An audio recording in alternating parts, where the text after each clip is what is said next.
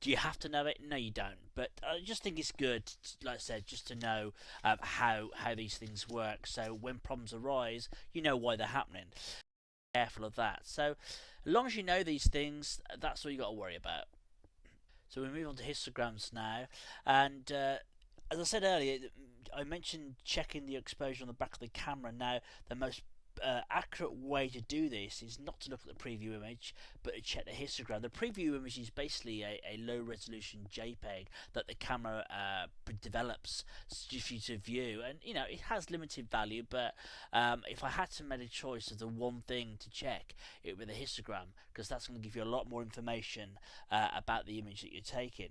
The histogram is basically is a graph that represents the maximum range of light values your camera can capture, like the tonal scale I showed you just a minute ago that went from black to white. This goes from black to white. Also, it goes from black on the left hand side here. Up to white on the right hand side. The peaks, these are not really that important, but just so you know, the peaks here, or mountains, indicate how many tones there are in that particular area, but it's really not that important. The shape, how broad the histogram is, represents how much contrast there is in that scene. Again, it's not really that important to know. The important bits are the bits on each end of the histogram.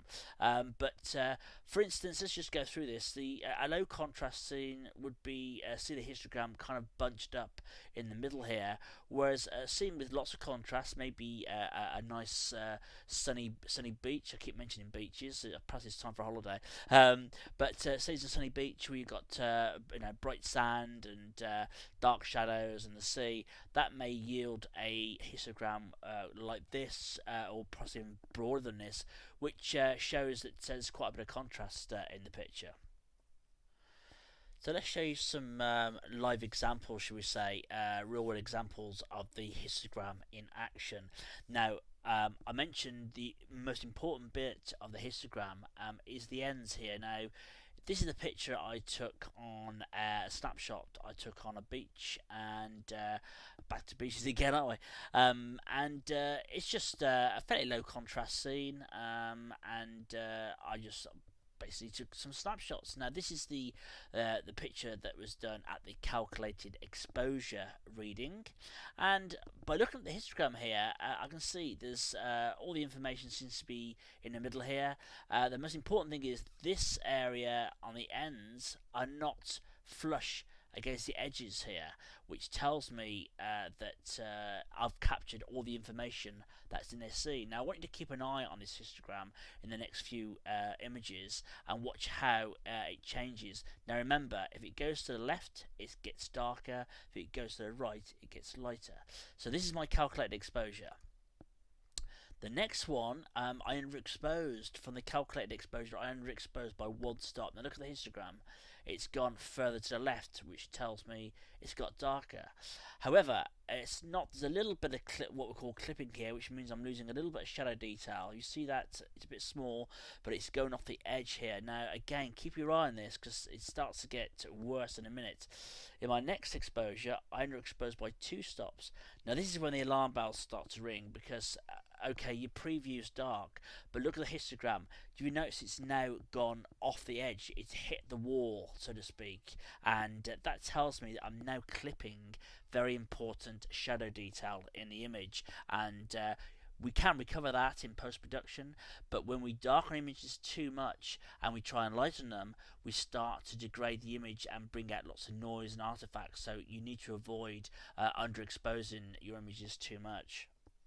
I just wanted to come back a little bit. I said I'm clipping important shadow detail. That's not always the case, because sometimes we may have a very dark set of tones in an image which are really not that important to the shot that gets clipped, and sometimes you don't mind those clippings. So it's not always the case that we're clipping really important details. So just bear that in mind.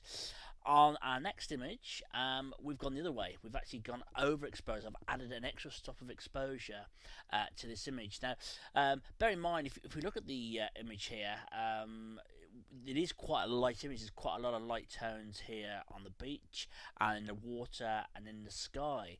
So that's not to say that this actually isn't a better exposure for this scene. So again, our calculated exposure, although it's fine, that we're not clipping anything, I actually prefer, if I had to make a choice, I'd probably shoot this image at this setting at one stop over. Even though it's a little bit lighter, again, we're not clipping any detail. If you look down here, we're not hitting the edge of the histogram here up against the edge here of the graph. So we know, again, although it's moved to the right and it's lighter, again, we've still got all the tones, captured all the tones that exist in this scene. Now, keeping on the graph, we've now gone 2 stops overexposed, and now look, it's hit, it's clipped. It's we're now losing detail. Whether it's important highlight detail or not, that depends. But we're definitely losing something. So at that stage, that's gone too far, in my opinion. So for this particular image, as I said earlier, the exposure I would choose would be this one, which is the one that is a stop over the calculated meter reading. The general rule in digital is you want to flood the sensor with as much light as possible without clipping important highlight detail. So you want to put as much exposure in there that's needed, but without blowing those important highlights. Now, certainly in Adobe Camera Raw, you can recover highlight detail, but only so much. Now, how much depends on the subject, and you need to run some tests for that. But generally, I find with my camera, with my 1DS Mark II, I can probably, with this particular image, I could probably expose this by probably a stop and a half, 2 stops, and still recover some of the important highlight detail in this image. But it will vary from image to image, so you need to run some tests, and if in doubt, if you can, bridge your exposures. That's the best thing to do, and make those decisions when you get back in the office or your studio or home or what have you, and get on the computer. But general rule, overexpose, but without blowing important highlights. Well, that concludes part 2 of this video series. In the next and final part, we're going to look at white balance.